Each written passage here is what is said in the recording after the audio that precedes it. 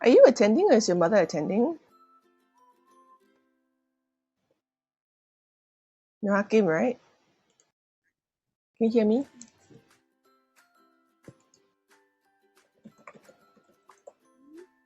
Are you able to hear me? Yes? Can you hear me?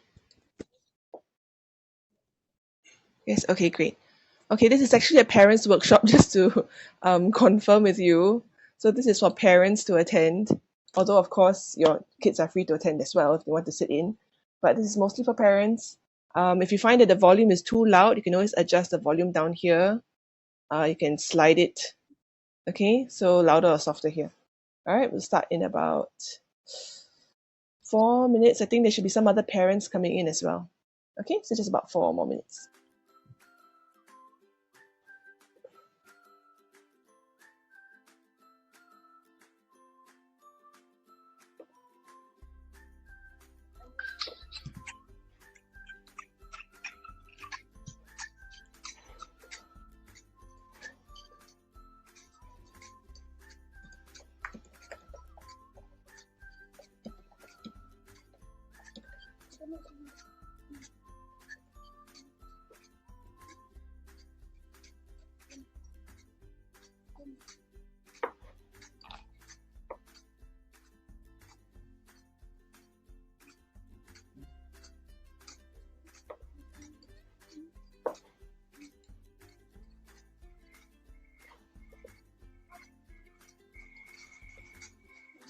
If you need something to do, you can always go out and do the task. I think if you are able to see the task button on the original app, you can get this done. So you can respond to this one.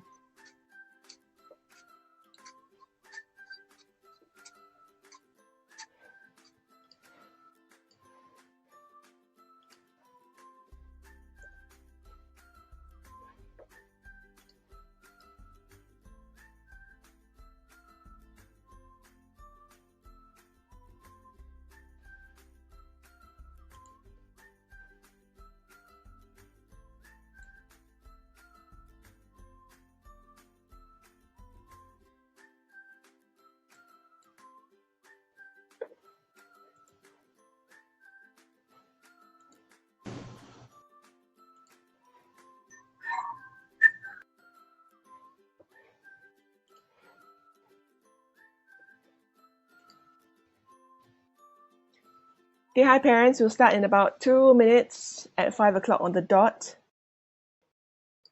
If you have not yet, and I have not actually received any responses, so if you have time, you can actually respond to the task. If you exit, you might have to exit the classroom. There's a task button at the top of the app, and you can respond to these questions. Okay, so if you would like to, that's fine. If you don't want to respond, that's also okay. It's just so that we can have some idea of what the problems that you're facing so that I can respond to them later on. Okay, we'll start in about 1 minute.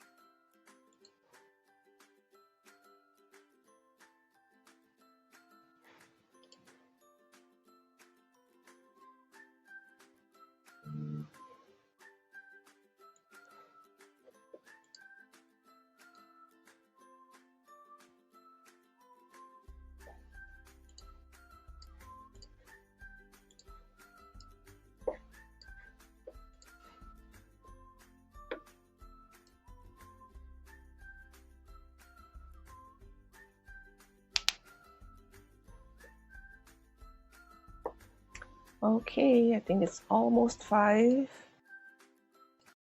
All right, good evening, parents. It's really nice to have you guys here with me today. I see there are 3 of you. Actually, we were expecting a few more. Sometimes people pop in a little bit later, but that's okay. We shall just start. All right, so I hope that you're all here for the correct workshop. This is the Parents Workshop for English. And we are trying to speak today, or we're trying to address the problem of kids who are reluctant to read, or who are not interested in reading at all. All right, so hopefully you're here for the right workshop. If not, it's okay, you can stay and listen. I know that a lot of you prefer to have your cameras off. That's fine as well. If you want to turn them on, that's also nice. I do like to look at human faces. Right now, I'm just looking at a sea of black screens, but that's okay. I will just keep going. All right, so if any time you feel like you want to connect with me a little bit more and turn on your camera, you can go ahead and do that. I will be turning off the mics for the entire workshop, just because there's a lot of feedback usually, especially when some of you are using external speakers. So I will have the mics off. There is a chat button function on the right side, so you can always open that up to say anything you like during the course of the workshop. Okay, so just to very quickly go through some of the icons that you might see on your screen. The first one is the class notes icon. All right, that is actually for you to take screenshots. So if there's any time, it should be somewhere here. Right, okay. So at any time, if you want to take a screenshot to kind of remember what is being said, or if there's something important that you want to take note of, you can always press that button. The thing is that when you take screenshots, the screenshot is saved within this app. So if you prefer your own screenshots, you prefer your own record of whatever has happened, feel free to take your own screenshot using your screenshot function on your computer or on your iPad or iPhone. Okay. The other thing is the chat box, which is the little speech bubble icon. You can either send messages or you can ask questions in there. That's fine. I will respond to them as we go along. And there's also a virtual hand. So the virtual hand should be down here. Can you all just press it so that I know that you are out there? Can you just press the hand icon? Great, thank you. Sharon, Sandra, are you around? All right, so the hand icon is basically to respond to me. So if I ask questions, you can always press the hand icon to say, yes, I feel the same way. Or if you have something important, an urgent question to ask, for example, if, I don't know, if the slides aren't showing up for you, or if you have some other problem, just go ahead and press that button and I will try and address your questions. Okay, I think that is it for now. So let's carry on with our workshop.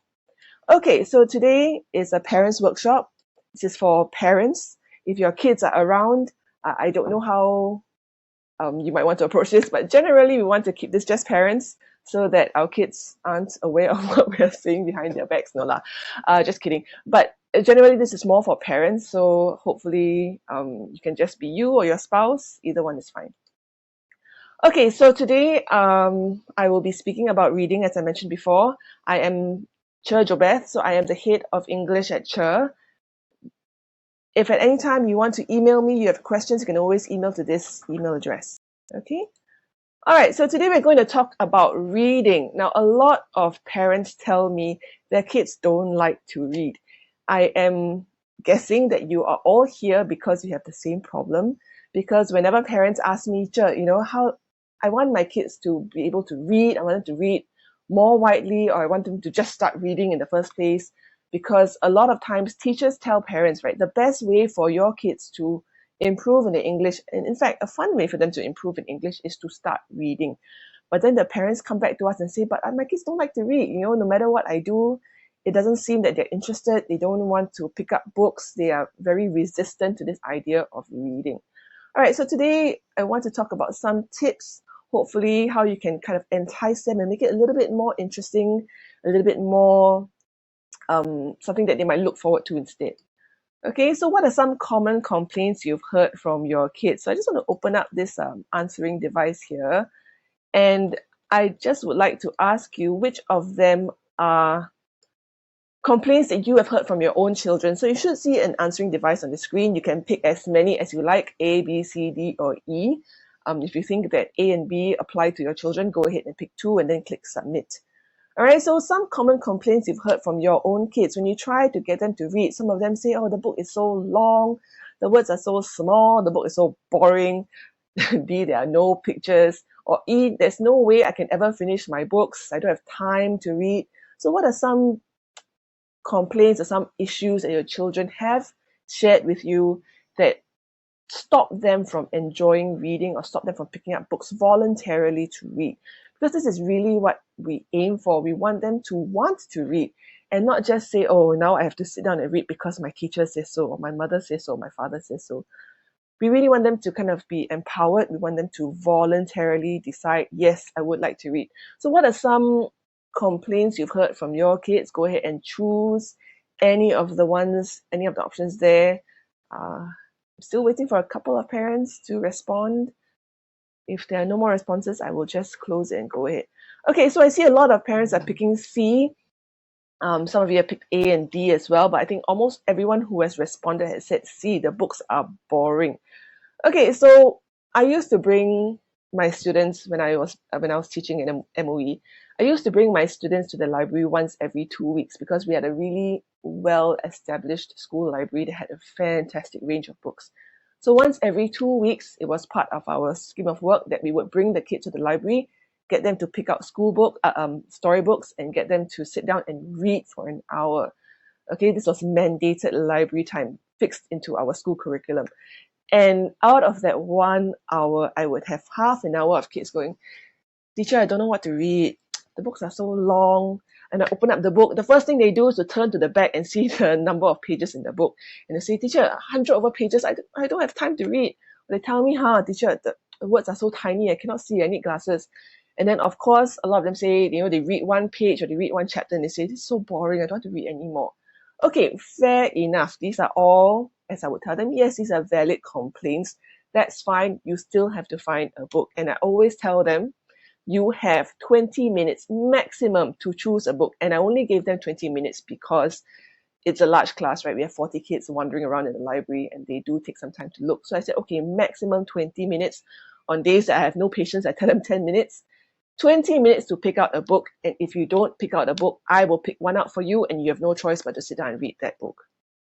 Okay, so of course I would choose ones that are generally a little bit easier to read, popular stories, popular authors, for example. So it's really about, we want to give them some leeway to choose, but at the same time, don't give them too much options. Because I'm sure parents, you find that when you give your kids too many options, it sometimes backfires on you. Okay, so let's look at some reasons why we want them to read. So why do we want them to read? Why is reading so important? And I know there are a lot of words on the screen right now, but just bear with me for a little while. Why is reading important? Why do teachers want your kids to read? Number one, it is easier for them to pick up a language naturally. Now, it's very hard, I think, now for primary school kids. It's very different from when we were in school. When we were in school, parents, our generation, grammar was not really taught explicitly. We didn't really learn, for example, what nouns are, what verbs are, what adjectives are. We didn't really learn about gerunds or past participles. No, we were expected to kind of pick it up naturally and pick it up very organically. As you can tell, MOE has kind of decided that this approach is not really working. So they have amended and adapted their approach over the years. And now in primary school, they do have a little bit more of explicit grammar teaching. Now, while that is fine, we also don't want them to miss out on this kind of natural acquiring of the language. So reading a storybook is a natural way to acquire the language, just like listening to the radio, watching TV shows, listening to the news, hanging around with people who speak the language fluently. All these are different ways to pick up a language naturally. Now, the second thing, of course, is that grammar structures are internalized. So again, this idea of organically learning the language, instead of explicitly teaching them, they should be able, from reading lots and lots of sentences, be able to understand implicitly what the grammar rules and structures are. Now, if I asked, for example, some of you when to use past tense or when to use present tense, chances are a lot of us in our generation will not be able to explain why, right? Because the way we speak is very instinctive. We kind of understand the rules without being able to verbalize them. So in the same way, this helps for our kids. Even though they may not be able to explain the grammar rules, we hope that they'll be able to pick them up in such a way that they have internalized it. They don't need to second guess themselves so much. when they are writing, for example, composition. They don't have to think so much about rules. It becomes very second nature to them. All right, of course, the next thing is that by reading, when they read, it widens their vocabulary a great deal. Now, when we speak to our kids, and when kids go to school and they speak to their teachers, they tend to hear the same words over and over again. Most of us have a fixed set of vocabulary, words that we tend to use more often than others. So when your kid talks to you every day, they hear the same kinds of words over and over again. When they speak to someone else who has a different set of vocabulary, different set of preferred words, they pick up then more words and widen their vocabulary. So the more people they're exposed to, the more books that they read, the more different authors that they read, the wider the vocabulary becomes, the wider range of words they learn. And of course, they then pick up on how to use these words correctly, how to use these phrases correctly. Reading also, of course, teaches them plot, storyline, characterization. For example, it teaches them how the trope of the evil stepmother, right? In fairy tales, we talk about evil stepmothers. We talk about the big bad wolf. We talk about witches. We learn about how, in the end, in stories, usually in most stories, good triumphs over evil. So they learn a very fixed kind of a storyline, right? Where there is a problem, the problem develops into something terrible. There is a climax somewhere where the problem is finally solved. And then what have we learned from this whole incident? So it teaches them this intrinsic sense of plot and storyline. It teaches them how characters act and react. And of course, it also expands their world beyond their bubble. Now, one thing about our kids, and for everyone, we are very stuck in our own little world, right? We talk to the same few people. We tend to read the same storybooks or the same authors, or we tend to read articles from the same papers. We have our own kind of bubble around us that we are stuck in. So by reading new books, we are able to expand our bubble a little bit bigger. We learn about other viewpoints. We learn about other worlds, other cultures, history, myths and legends. All these are really important to developing their worldview. Now, it might seem a little bit weird that I'm saying, a primary school student has to widen their worldview. But this is really important, especially as they grow up and they go on into secondary school and into junior college or polytechnic. We tend to raise our kids in our own bubbles. We tend to raise them within our own cultures. We tend to raise them with our own culture's history, with our own culture's stories. So by exposing them to cultures and stories beyond our bubbles, beyond our little individual worlds, this helps them also to gain a sense of empathy. It helps them to gain this sense of understanding the world beyond just themselves. And this makes them into better people in the long run. We also find that as they grow older, it really is important for them to understand the whole, well, not the whole world, but as much of the world as possible, so that they can relate to others. If they go out and become businessmen next time, businessmen and businesswomen who need to speak to people of different cultures, how do they behave? How do they react? How do they say things that are sensitive? How do they show an understanding of these people who are not like them? How do they show that they are sensitive to other cultures and other races? This is all part of reading and all part of expanding their worldview. Of course, it also drives creativity and critical thinking. We want them to be able to come up with, this very, this phrase, think out of the box, right? Which is something that is used over and over again. It's very cliched, but it's very true. We want them to think out of the box. We want them to kind of think different, as Apple would say. And we want them to think critically. So kind of how do they solve problems? How do they look for solutions in their everyday lives? And of course, the last one is my favorite. It keeps our kids quiet. Now, I know that these past few weeks have been tough for all of us as parents. I have my own two kids who are very noisy and who are right now sitting outside. One is reading and one's on an iPad.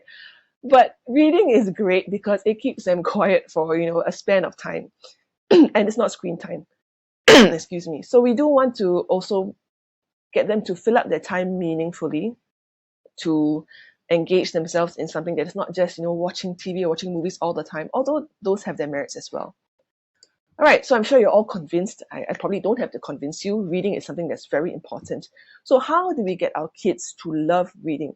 Now, this starts with parents. Okay, first of all, it really needs the parents and it needs the entire household to have a shift in attitude. So what do I mean by this?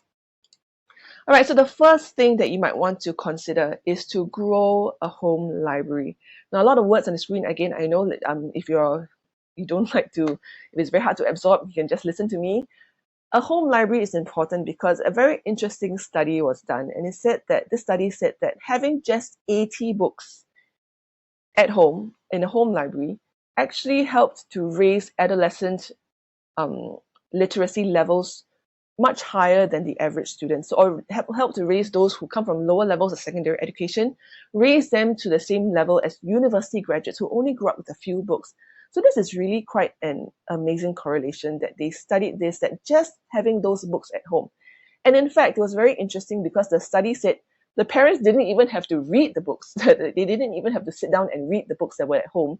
Just the presence of the books at home, 80 books at home, somehow had this effect on kids to kind of normalize the idea that reading is important, that books are valuable. It gave them this sense of that books are very important in their lives. So just having this home library of 80 books was something that has turned out to be something that actually can make such a major change in our kids' lives. All right, so the first thing of all, have books at home, and definitely having books at home that are accessible to our kids, always within arm's reach, does help to reinforce this idea that books are important, helps to reinforce, it helps to give them something to do when there's nothing else to do. So what can you do with your home library? Now, it's important that you have a range of books at home. It's tough to if you have only one kind of book. For example, if you or your spouse has a whole shelf full of technical manuals, or have a book full of engineering books, a library full of engineering books, it's kind of tough for our kids to read. So definitely we want to make sure that the books are accessible to them. Have a range of books that are suitable for various ages, various abilities, various genres, various themes, and various text types. By text types, I mean they can be comics, they can be novels, they can be short stories, fiction, non-fiction, sci-fi, fantasy, non-fiction, self-help. Basically, you want books for every kind of occasion. And you might be surprised that the books that you reach out for are not the same kinds of books your kids might reach out for. Or you may find that your kids reach out for books that you never expected them to. You may find that your kids are interested in certain themes or genres that you have provided for them, and it helps them to then understand, hey, you know what, I found this book really interesting. I want to go out and read more books that are just like this. So this is a good starting point for you to look for books. For example, in my own home library, even before I had kids, I have always had a love for young adult fiction. So I have books that I kept from my childhood, books that I was reading when I was in primary school that I kept all the way, until now. I have young adult fiction, I've got adult fiction, I've got sci-fi, I've got really all kinds of romance novels, thrillers, suspense, horror. I've got everything at home. And I find that, excuse me, I find that my kids reach out for books that I never really thought they might be interested in. All right, so have them available at home, have them within reach. That's really quite important. Now, it's important that parents, you don't discriminate. So what do I mean by don't discriminate? I know that there are some parents that don't quite like their kids to read comic books, don't like their kids to read certain authors or certain genres. I've had parents who came to me to say that, they feel a little bit uncomfortable when their kids are reading books about witches because, witchcraft and all that. They are concerned when their kids read a lot of graphic novels or comics because they think that they're not really very literary. Now, again, I am coming from the position or from the position where I'm assuming all of your kids are reluctant readers. They don't quite like to read in the first place, or it's very hard to get them to read. So if your kids already don't like to read, and then to tell them, you know what, you shouldn't be reading this book, or you shouldn't be reading that kind of book, or comics are out of bounds, this kind of discourages them before they've even gotten started. So if you have a reluctant reader, if your kids are not really fond of reading, then try not to discriminate, try not to tell them that it's not a book they should be reading. Let them read, let them pick up whatever they want. Yes, Shaohan or Shaohan's mother? Yes. Do you have something to say? No? Oh, okay. All right, so as I've shown on the screen here, I don't know if you can see, on the left, those are graphic novels, there are comics, we have magazines, newspapers, and we have websites. These are all really acceptable reading material. Okay, it's again, we want kids to start out somewhere. They have to start somewhere, and I find that comics like Calvin and Hobbes, which are really very well written comics, it's a really good place to start. It's not too stressful. They are short. Every comic is like 3 or 4 panels long. Sometimes you have slightly longer panels. Magazine articles are really short. 1 page, they're done. Websites are a great way to get them to start reading because they can use a screen. You can read it on the iPad. Newspapers, some kids just are really into news. I'm not sure why. They like to read articles, they like to read news. That's fine. Anything at all, let them read. Don't tell them that something is not reading. Don't tell them that this is not a good way to start. Let them read. This is a good way to encourage them. All right, so do check for appropriateness, of course. I mean, you wouldn't want, for example, a 10-year-old to be reading some sort of very saucy romance novel, but definitely allow them to go ahead and select reading material that aren't necessarily books. So websites are fine. If you find that, I think one of the examples I gave before, this is actually the BBC website down here. They have BBC for Kids. So that's really good because they have lots of very interesting articles that are written, that are directed at children. I think this one is, no, this one is BBC. This one is something else. No, this is BBC. Oh, this is Fact Monster. So Fact Monster is also a website that I love. It's got a little monster. I don't know if you can see here. And he gives them facts about like life and all sorts of topics. It's very good for engaging kids. All right, these 4 characters down here, I don't know whether you would recognize them. This is Dogman, Geronimo Stilton, Diary of a Wimpy Kid, and Captain Underpants. Now, some of you may have older children, primary 5, primary 6 level, and I know that there are teachers who say, oh, you shouldn't be reading these books. They are too simple, they're very basic, and they're honestly a little bit trashy. They're not like the best written books.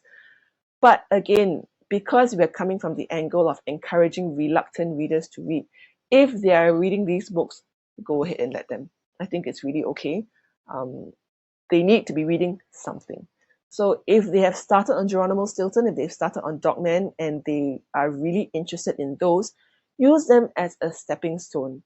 So, okay, now you've read all the different Dogman stories, you've read the entire series, for example. What are some other similar authors that you can find? Okay, so Geronimo Stilton is probably the next step up. Dogman is still very graphic novel in nature. All right, another thing to do is to get them hooked on a series.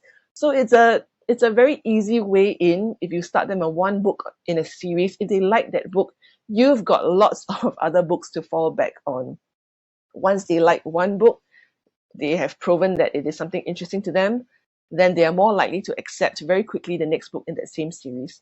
All right, so this series here is actually by David Walliams. I'm not sure if you can see this. I'm not sure if any of you may have watched Little Britain very long ago, this series. David Walliams is an actor who is now starting to write children's books. So he has been called the next Roald Dahl, or our generation's Roald Dahl. And I have had parents also come back to me and say, you know what, I went to read David Walliams' books and they were not very well written. And the subjects of the books, is kind of gruesome, it's a little bit gory, it's a little bit dark. Well, yes, I think that if you go back and read Roald Dahl's books, for example, The Twits, or The Magic Finger, or George's Marvelous Medicine, you'll find that in Roald Dahl books, there's a lot of violence as well that is quite unexpected if you go back and look at them. You find that there's a lot of violence where the children, in fact, I think in The Twits, right, the Twits are glued to the ceiling upside down, and then they kind of shrink away to nothing. You've got The Magic Finger, where the girl turned the people she turned their arms into wings because they were shooting geese. You've got George's Marvelous Medicine, where he kind of made his aunt really tall and skinny, his grandmother really tall and skinny, and all sorts of problems. You have James and the Giant Peach, where he rolled over his aunt with that giant peach. So there is a lot of gruesomeness and goriness. And in fact, if you look back to our generation, if you look back to comics like Tom and Jerry, if you look back to comics like Wile E. Coyote, Roadrunner, there is a lot of violence in them as well. And all this violence is kind of an outlet for children. It's a kind of a way to exercise their creativity. I'm sure you all know that our kids can be quite violent in their play and in their ideas when they come up with stories on their own, in their role playing. So not that we are encouraging violence, but this is a good outlet for them to kind of envision all these things and keep it within their creativity, keep it within their mind. Violence that is so exaggerated and silly that it becomes very ridiculous. It's not something that they would do in real life because, where are you going to come across a giant peach? right? So it's not really, I think, as established children's authors, we don't really need to second guess too much. We don't really need to think, oh, this is such a violent book, or this is such a gruesome book, or such a gory book. These are established children's authors who do write in ways that children appreciate, that children like, and in ways that would attract kids to read them. All right, so one other thing you can do, create an enticing, welcoming environment. Now, I'm not asking you to go and renovate your entire house, for sure, although if you are prepared to do so, go ahead. But it's really about just making a little corner for kids to sit down and read. Now, a lot of us have homework desks at home. And then because we are concerned about our kids' eyesight, we're concerned about their posture, we tell them, go and sit down at a table and read your book under the nice, 3M polarizing light, with a proper posture at the chair on the table. Now, for ourselves as well, I don't think very many of us would comfortably go to a desk and sit there and read for an hour or 2 hours. Maybe I speak for myself, but when I read, I like to really get down, on the sofa, slouch on the sofa and read, sprawl on the floor and read. When I observe my kids reading, my daughter likes to go straight for the sofa and kind of like just all over the cushions and sit down with the book and read. So it's really about getting them to be comfortable. Reading should be seen as something that is a leisure activity and it's not a studying activity. So anything that is done at the homework desk tends to be viewed as schoolwork. So when reading becomes schoolwork, when it becomes homework, when it becomes revision, when it becomes learning, it becomes something that they don't want to do. All right, so let it be something that they can sit down and relax and escape, for like half an hour. Don't do chores, don't think about homework, just escape into the world of books. So how do we make it enticing and welcoming? Definitely it has to be somewhere that is well lit. We don't want them to be straining their eyes. So you can see that in all three pictures, there's a window nearby, or there must be a light source nearby. All right, preferably somewhere comfortable near the floor that is cozy, where they can, have some little bit of privacy. And of course, definitely you want books to be within reach. You want them to be able to reach out and choose their books whenever they feel like reading. They shouldn't be behind lock and key. They shouldn't be in some high up cupboard somewhere that they're not allowed to touch. They shouldn't be in a room that they're not allowed to enter. Books need to be accessible. They need to be within reach. All right. And another good way to display books, if you have the opportunity to do so, you can see that the books here are all laid out with their titles facing forward. As I mentioned before, when you give kids too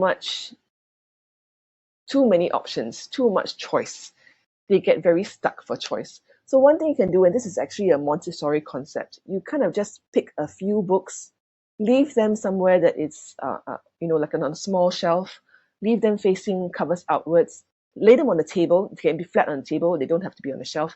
Lay them flat on the table and get them to choose. So this is something else that I would do when I brought my kids to the library. Before they came to the library, I would have already picked out about 20 books, and I would lay them out on the benches and then say, okay, if you don't want to look at the shelves because it's so overwhelming, here are 20 good books for you to look at. And almost always by the end of that lesson, all those 20 books would have been selected by the kids.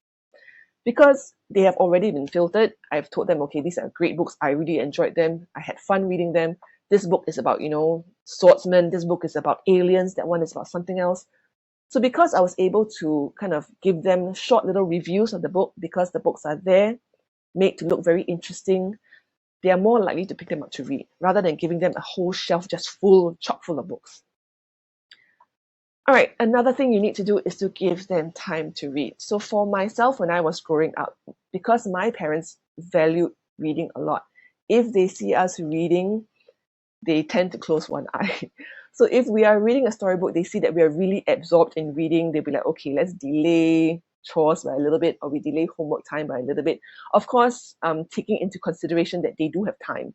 I don't mean that they should prioritize reading over homework, but if there's a little bit of time, if you're not really rushing so much for time, if there is a leeway in the schedule, push things aside a little bit, give them time to read, let them enjoy their reading. Don't interrupt their reading time. Don't kind of like halfway while they're reading a book, tell them go do this or that, go pick up your toys. No, just let them read. Quiet time is great for you. You get to do whatever you want. Your kids are engaged in the book. Of course, just make sure they're not falling asleep, kind of covering their books with their faces. I did find that some kids would do that. Sit down with their book very strategically positioned so they look like they're reading, but they're not. All right, so do treat reading time as sacred. Let them read, especially on weekends, especially before bedtime. For myself, I always have reading before bedtime, so my kids read before bedtime. When I was younger, my parents gave us an hour before bedtime to sit and read whatever we want. And then when it comes to bedtime, it's bedtime. I don't know if you guys are familiar with a very young singer called Billie Eilish. Your kids might be familiar with her. When she was growing up, not that she's very old now, she's 18, but when she was growing up, she and her brother would make music in their bedroom. And they had this agreement with their mother that if they were making music, they wouldn't have to sleep so early. So it's kind of this agreement, this idea that if something is so important, other things can wait a little while. That to show them that reading is so important that it's okay to push bedtime back a little bit, of course, within reason. It's okay to delay something a little bit, have lunch half an hour later. Whatever it is, reading, show them that reading is important. This one might be a little bit difficult for some of us who don't have that reading habits, but it is important to be a good role model. So if, as far as possible, if you can, be a good role model. If you like reading your newspapers, if you like reading magazines, read in front of them. Make sure that they can see that you're reading. Show them that you enjoy reading as well. So this is important. Please refrain from making disparaging comments about books, authors, or reading in general. I think it is sometimes for some of us who are not readers ourselves, we think that, oh, you know what, I also don't like to read. I also find that, it's so tiring to sit down and read a whole book. Try not to say this to your kids, because these are attitudes that are picked up very quickly. These are opinions that are echoed very quickly by our children. So if I found, for example, that when I said, when I was young, I didn't like to do maths, then my kids will say, yeah, me too. I also don't like to do maths. So it's something that is picked up. You think, oh, if my parents were like that, then it's okay for me to be the same way. So try not to make disparaging comments. Don't say things like, oh, I don't like reading. Oh, reading is so tiring. Oh, this article is so long. Oh, this is so difficult. I don't know how to read. Try to say things, reframe it in an encouraging way. So instead of saying this article is so long, you can say, oh, this article looks long. Let's break it up. Let's just read half of it today. Maybe we can read the other half tomorrow. Or, if this article is so full of difficult words, well, here's a dictionary. Let's go through. Let's just pick 2 or 3 of the more difficult words and find out what they mean. Let's not worry about the rest. Baby steps. Let's take it a little bit at a time. Okay, don't try not to say, oh, I don't like this author. This author is so boring, or this author doesn't write very well. Well, I know that we may feel this way, but try not to communicate these attitudes to our kids. It's tough for myself because I do have authors that I can't stand. As a literature teacher, I used to go into class and, I would have kids with 50 Shades of Grey on their tables. And I would be like, why are you reading this trash? But after a while, I realized, you know what? If they really want to read it, if their parents are okay with them reading it, then it's a book. It's okay to read a book and then to come back to you and say, you know what, Mom, I think you were right. This isn't a very good book. Talk with them about it. It's okay. Another thing, of course, and this is really important, you don't have to know everything. You can admit to your kids you don't know everything. And the most important part of following up to that attitude of saying, yes, I don't know everything, is let's look it up together, or why don't you go look it up?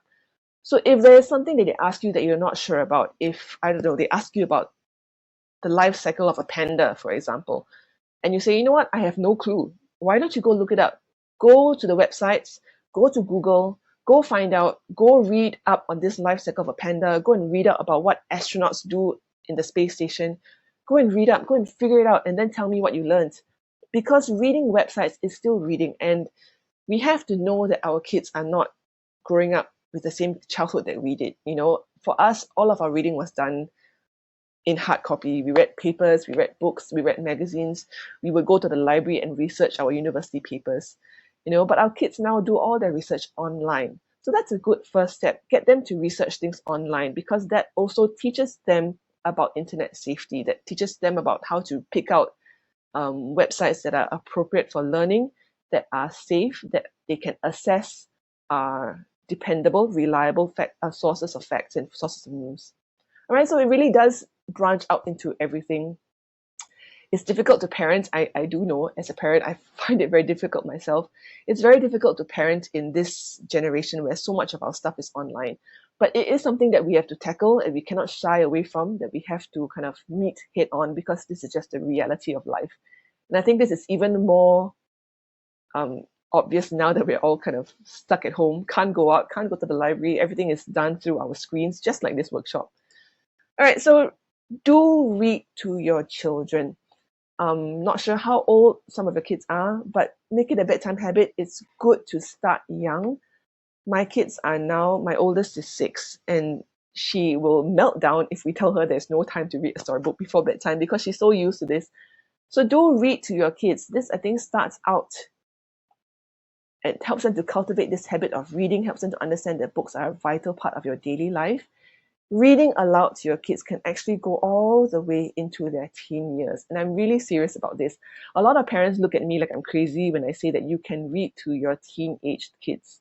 They're like, read to my teen kids? Why would I do that?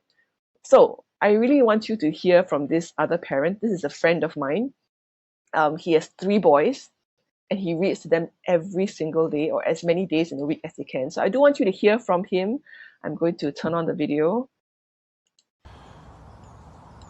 Towards the end of last year, I realized that I was struggling to spend meaningful time with my 3 boys. I was working very hard, long hours.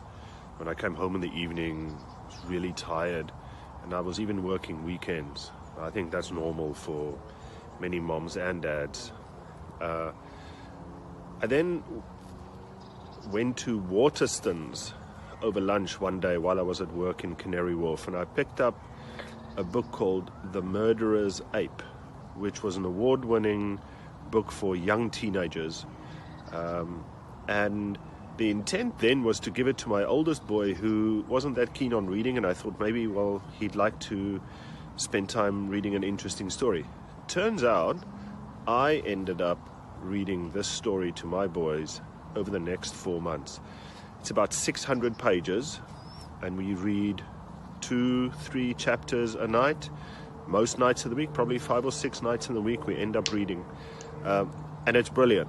What it does is, I'm really tired, but I can manage a few chapters with my children. They love it. It's really changed the way that we spend our time in the evening. They're calm, they're reflective, they're safe, they feel that they are being loved, and they love the story.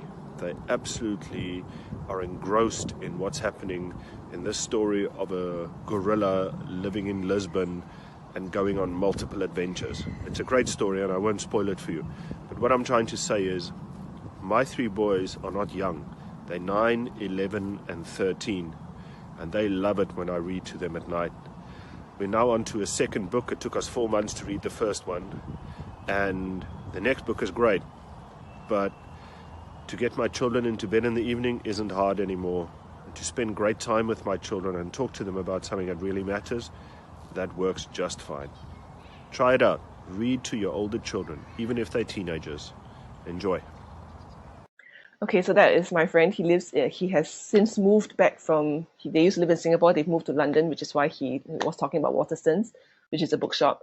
But as you can see, his kids are really not young. They are kind of like late primary, early secondary school, and he still reads to them every night. And this was actually filmed a couple of years ago. So now his oldest is 15 years old, and he still reads to them. I just spoke to him yesterday, him and his wife, and he still reads to his 15-year-old kid who is in Sec 3.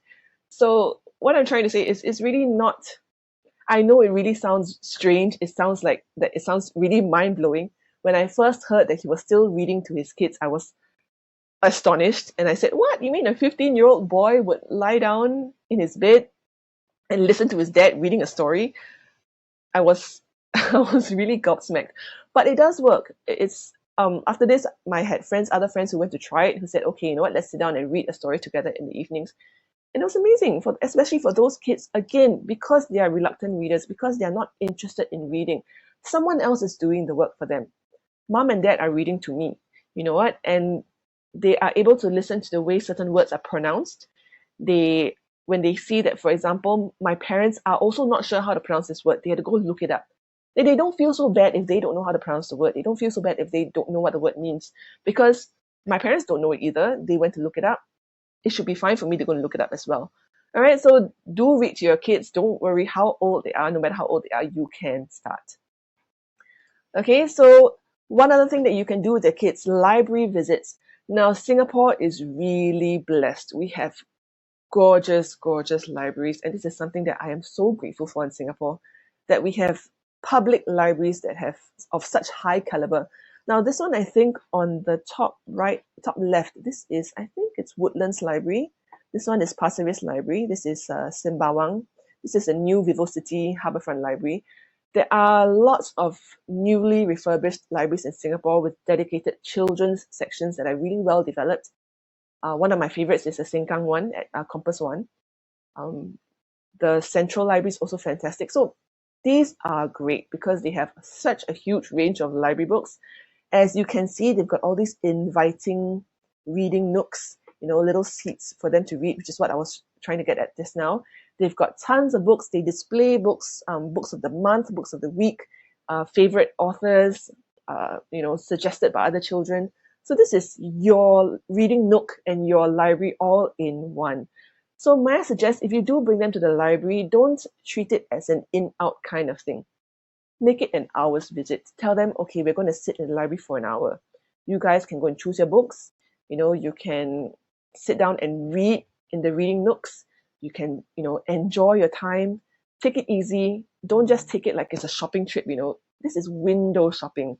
Enjoy it. Window shop your books. And then they get to choose books to bring home. And because it's free, you don't have to spend any money at all, So now I know that right now we can't visit libraries. We're all kind of stuck at home. But we can still read books from our public library. So there is an app called Libby Library. And what it does is that it's tied up to our national library system. You can use it. It's an app that works on Android, Apple, I think on your computer as well. So really any device that you have at home. You can use it to access ebooks and audiobooks that are available for borrowing from the NLB system. All right, so you can actually use this, tell your kids to go and look up their favorite books and borrow. It's free. Return it, I think, as per normal. All right, so do also empower your kids to read. Like just now, I mentioned that if you just bring them to the library and say, okay, guys, go choose a book, they may get very overwhelmed. So give them time during the week. Tell them, for example, on Saturday morning, we are going to head to the library. Or on Saturday morning, we are going to log on to Libby Library. From now until Saturday, go and do some research. Go and look online. Go and look up a book or a title that you might be interested in.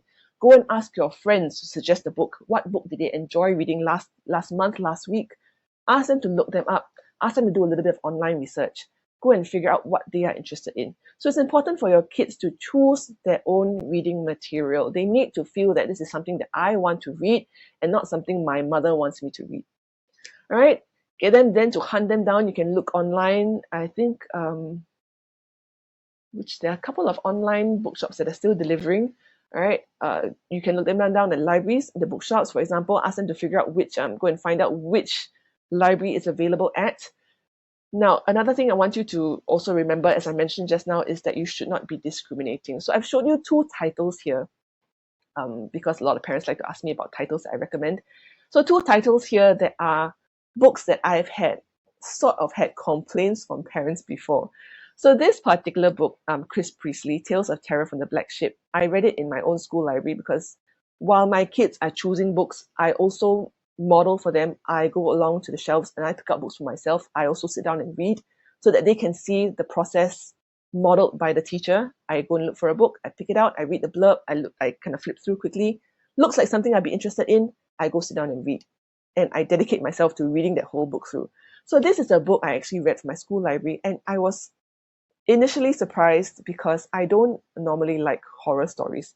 I am someone who is very I'm a scaredy cat by nature. I don't like scary stories. I don't like scary shows. But I picked this up because I thought, you know what, it's a kid's book. How scary can it be, right? Oh, it's scary.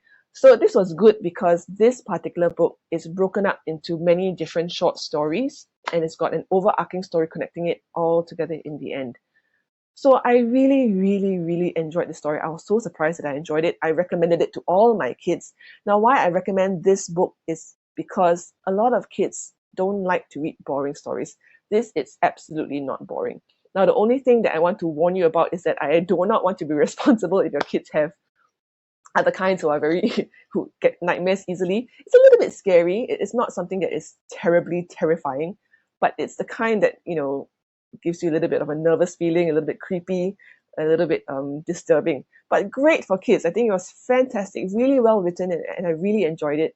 So if you have, especially boys who like scary stories, who like kind of things that make their spine tingle and their skin crawl, this would be great for them.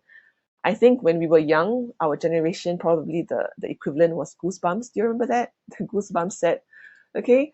Unbelievable, this book by Paul Jennings. It's a lot of weird stories, really, really weird, really strange kind of odd stories. Again, because they are short stories, they are not so difficult for the kids to absorb. It's not like they have to commit to a whole novel or a whole short novella.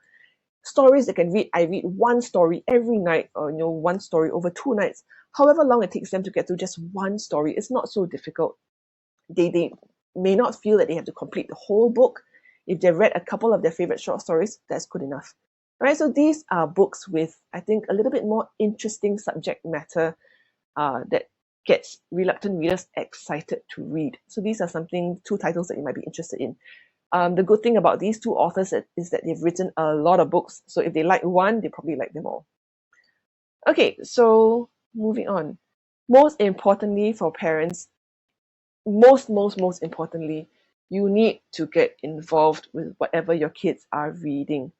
So it is tough for you to engage with your kids on what they are reading if you haven't read it yourself. So I really do encourage you, if your kids are reading a book in the daytime, they have a favorite book that they borrowed from the library, go grab that book from them at night when they are sleeping and read it yourself. Okay, I want to show you this thing. I don't know how many of you have kids that used to watch Paw Patrol when they were younger, or maybe still watch Paw Patrol. No judgment there. But this parent who on Twitter who said, my kid can tell me all about a 24-minute episode of Paw Patrol in 76 minutes. Now, if your kids are excited about the book they are reading, they will talk about it to you. They will share with you the story that they're reading, the show they're watching, the movie that they caught. They will talk about it with you. And it's hard for you to show interest in what they are talking about if you haven't watched it yourself, if you haven't read it yourself, if you haven't kind of understood the story yourself. So what I'm saying is that it's really a lot easier to talk about them, to talk about the book with them, and to engage them and to make it a family thing if you haven't read it yourself. So I do encourage you to read your kids' books. The other reason why it's good is that you can kind of keep track of what they are reading. You kind of know the caliber of what they're reading. So you can kind of push them a little bit subtly, or to encourage them to read slightly more difficult books now and then. They don't have to. Reading is not a linear process. It's not like I've read a book of level 1, I must read a level 2 book, and then I must read a level 3 book. No. Sometimes you like to read short stories. Sometimes you like to read more difficult stories. Sometimes you like to go back to a simpler book again. That's fine. So just introduce them once in a while, give them a little bit more difficult of a more difficult book to read. But it is very important, of course, to make reading a thoughtful process. So what does this mean? At the very first basic level, what you can do is to talk about feelings, plots, and characters with your book. So ask them, hey, did you like this book? It's okay to hate the book. It's okay to dislike it. It's okay to love it. Ask them to tell you, why didn't you like it? Why didn't you like it? Why did you like it? What part of the book didn't quite make sense to you? Which part of the book was the most exciting? What did the character do? Why did the character act that way? So this is a very basic level kind of discussion with your kids to engage them. So as you move along, level 2, what else can you talk about? What else can they do? Ask them to build a vocab library. So get them to pick out all these difficult words or phrases that they liked, that they thought were interesting from the book, write them down, and create a dictionary or vocab list for themselves. So why is this good to do? Because a lot of us give our kids vocab lists from Popular. You go and buy like a book of interesting phrases or a book of interesting words to use, vocab books. It's very difficult for our kids to learn from these books because it's like asking you to go and read a dictionary. It's not really something that is interesting. It's not really something that connects with them. It's like it's just words and phrases taken out of context. So by letting them read the whole book first and then going back to picking out for themselves which words do you think were interesting, which phrases were interesting, and then writing them down for themselves. And then they would have a kind of a list of phrases they can look at before the exam that they have written out by themselves. It can be a mind map, it can be a list, it can be really anything they want, as long as they do it for themselves. All right, so the next level up is to get them to engage their brains and get them to think out of the box, critical thinking. Ask them, if you could change the ending, what would you do? What would you make different about it? Ask them to tell you why do they disagree or agree with the actions of the characters. Ask them, why do you think it's set in this kind of setting? Why did this character behave this way? What do you think he was? What was his motivations? What did he want to get out of it? Do you think he could have done something different? What you have done if you were in his position? All right, so it's really kind of like basic level. Don't make it difficult all the time. Again, it's not a linear process. Some level 1 questions, some level 3 questions, mix it up. Basically, what you really want your kid to do is to respond. That's the most important thing.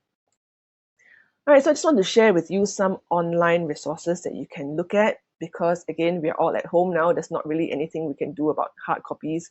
So what kind of online resources can we look at? Now, the Book Trust is a great website. The Book Trust is actually a sort of like a book review site where you can have lists and lists of books. You can look at lists based on age. So for example, books for 8 to 9-year-olds, books for 10 to 12-year-olds, books that are primarily short stories, whatever genre you like. So your kids, you can actually give your kids this site. Tell them, go and look at Book Trust. Go and look for the genre that you like. If you like fantasy stories, here, go and click through the list of fantasy novels for 8-year-olds or 9-year-olds or 10-year-olds and go pick out something that you like. Go and see which library it's available at, and we will go together and find that book. Don't, however, pigeonhole your kids like your child is 10 years old, so you must read a 10-year-old book. No, again, it's not a linear process. When you talk about 8 to 9-year-olds, it just means that, and don't tell them only 8 to 9-year-olds can read this. No, it just means that an 8 to 9-year-old child would be able to read all the words in this book. Okay, or are likely to be able to understand all the words in this book. So of course, a 12-year-old can read a book that is meant for 8 to 9-year-olds. It just means that at 12-year-old, he is definitely, or is very, very likely to understand all the words in this book. It's just like how the Straits Times, in case you didn't know, the Straits Times is actually written, it is pitched at a Sec 3 level. That means anybody out there with a Sec 3 level education should be able to understand and read virtually anything in the Straits Times. They can't pitch it too high, they can't pitch it too low. So it's the same for these books. It's fine to read a book of a lower, that is pitched at a lower age group. That's perfectly fine. All right. So it's a good way for them to go and look at lists. A lot of times parents ask me to recommend books. I cannot possibly remember and keep track of all the books in the universe. There are just too many. So this is a good way for you to keep track of what good books are out there, what good books are being released, what books are being recommended. Goodreads is another good website. Again, same thing. They have organized their books by age, by gender, by theme. They have reviews that are written by other users. You can always ask them to look at good reviews. Book alternatives. So again, since we're stuck at home, what else can we do? Audible has just made their entire children's audiobook library has been made available for free. So audiobooks are another good way to get reluctant readers to read. Instead of them sitting down with a book to read, give them a pair of headphones, ask them to plug in and listen. Plus point, they can help you do your housework as they're listening to their audiobook. They can fold laundry at the same time, or they can do whatever it is they need to do. But audiobooks are also good for those kids who are oral learners, oral meaning they learn by listening. Not all kids are like this. Some kids prefer to look at pictures or words, but there are kids out there who are much better at listening. They kind of absorb stories better. They kind of understand and value what they're reading better. So audiobooks are actually really great for this. Also good for training their hearing and their listening for listening comprehension. That's audiobooks. Storyline Online is another great website. It actually has books that are read by celebrities. So I think there's like Kristen Bell. You know Kristen Bell is? She voiced Anna in Frozen. Okay, so if they have a preferred celebrity, they might just find a book that is read by their favorite celebrity. The good thing about this website is that they have partner activities. So after they have read a book, there is a link you can click on that will tell you what else you can do after they've read this book. Okay, so that's basically all I have today. Sorry, I thought there was a little bit more, but I think that's it. Yeah, so these are some online resources that you can use to kind of encourage your kids to read, encourage your kids to not just read, but to kind of immerse themselves in this world of reading and stories and books. I hope that I have convinced you how important it is. I'm sure you know how important it is. So right now, what I want to do is kind of ask you if you have any questions or if you have any kind of specific queries you have about reading, about books out there. You can always type it in the chat box. If you have anything else that you want to ask that might be related to reading or English, I'm happy to answer them. We have just about 5 more minutes, so if you have any questions out there, I'll be really happy to answer them. So if you prefer to speak, you can always raise your virtual hand and I can turn your mic on for you. Otherwise, I'm happy to read questions in the chat box. Jeevan, you're very welcome. I'm not sure if Jeevan is your name or your child's name, but you're welcome. Are there any specific issues that you may have with your kids who are not interested in reading or just anything at all? You can feel free to ask. I will be happy to answer. If not, if there are no other questions, then hope you have enjoyed the workshop by TCher. Just to reiterate, TCher, what we do here is that we hold online lessons. So we use this ClassIn app, which you have sort of tried out, although we haven't tried the full range of activities because it is mostly a spoken workshop. But we do use this app for our lessons. We have trial lessons going on for English. So for Primary 5 and Primary 6, taught by myself and some other teachers, and the syllabus is entirely written by myself. So if there are any other things that you want to ask, you can go ahead. You can also head on to our website if you're interested in trying out our trial lessons for your Primary 5 and Primary 6 kids. Otherwise, I need to breathe. Otherwise, that's it for today. Thank you very much for joining us. I still love, thank you. Oh, thank you so much. I'm so glad that I had you to join us, even though I would really love to see faces, maybe in the last 30 seconds. Do wave goodbye to me so I can see you and I feel reassured that I'm talking to some human beings. It's very hard for teachers, I think, in this in these times where we talk to blank screens instead of kids' faces and human beings' faces. Hi, thank you for showing your face. Thank you so much for joining me today. Hope that it was useful. Hope that you've learned something. Hope that if you have any other questions, do feel free to email english@tcher.com. All right, thank you so much for joining. See you. Have a good evening.